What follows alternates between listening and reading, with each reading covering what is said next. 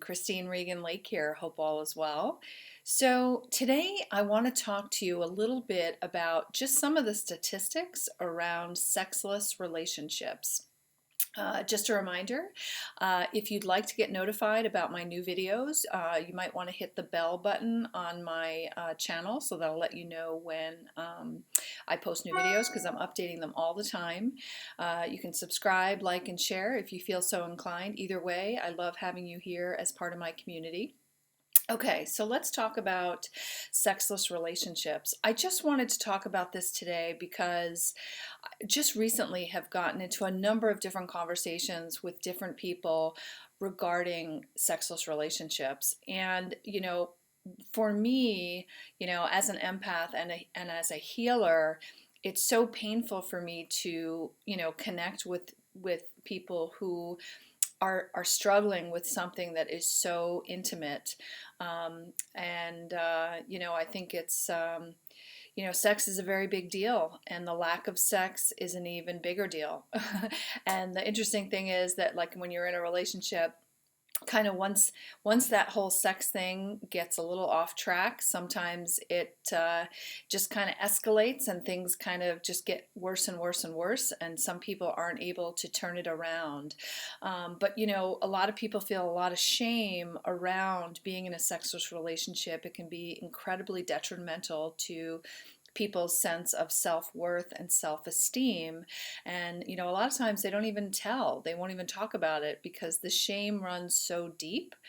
They don't want to even speak of it. So while their friends are talking about how they're having sex three, 4 times a week, and those individuals who are in a sexless relationship, just kind of just sit there and don't contribute. The shame keeps them from being able to share what they're going through with other people. And the thing is, there's this myth out there that it's always the women are the ones who don't want to have sex.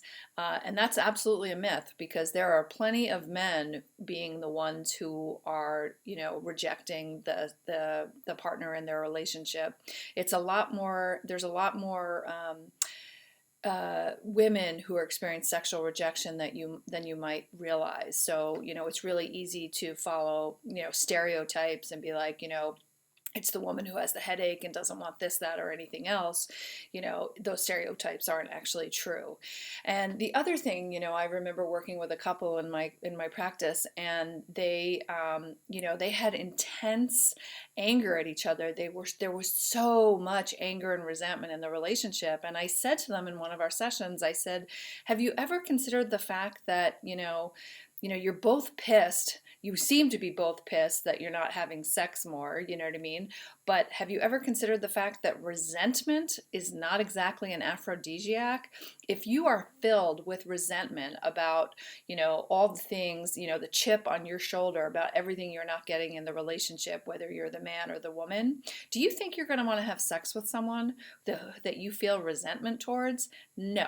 Resentment is not an aphrodisiac, and resentment is not going to put you in a place where you're wanting sexual connection with your partner.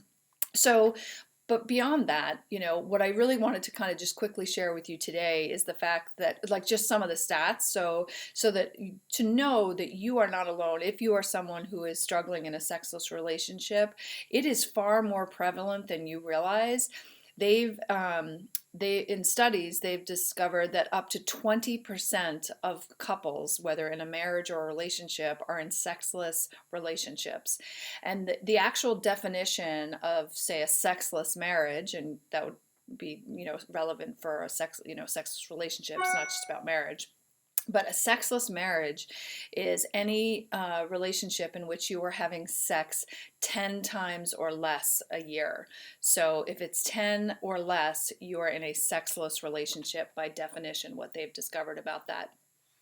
Now, the other thing to realize is that that we live in a world where, there's so much distraction, and kind of horrifying statistic is realizing that 10% of people actually check their phone during sex. I personally can't fathom anyone reaching for a phone in the middle of sex to check their phone. And if it happened to me, I got to be honest with you, there'd be some curt words if that ever happened in my experience. But some people are doing it. 10% or 10% of the people are actually checking their cell phone during sex, and 35% of the people check their phone immediately after. So imagine like the state of mind where, you've just had like hopefully mind-blowing sex, and if it's not mind-blowing, well then maybe you got to try to work on that and figure out what's going on. But let me tell you, like, I'm not checking my phone after I've just had, sex. Like, that is the last thing on my mind.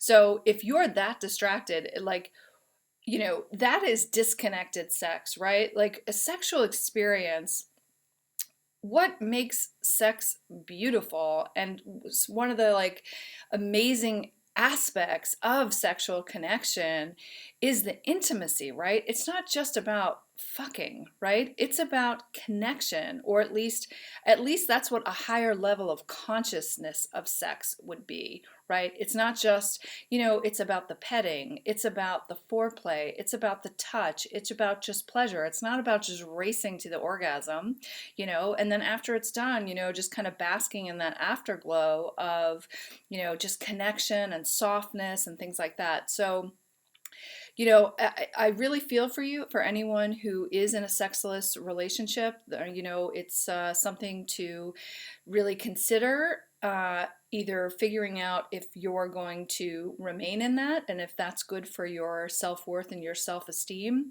You may be sacrificing fulfillment and aliveness for security.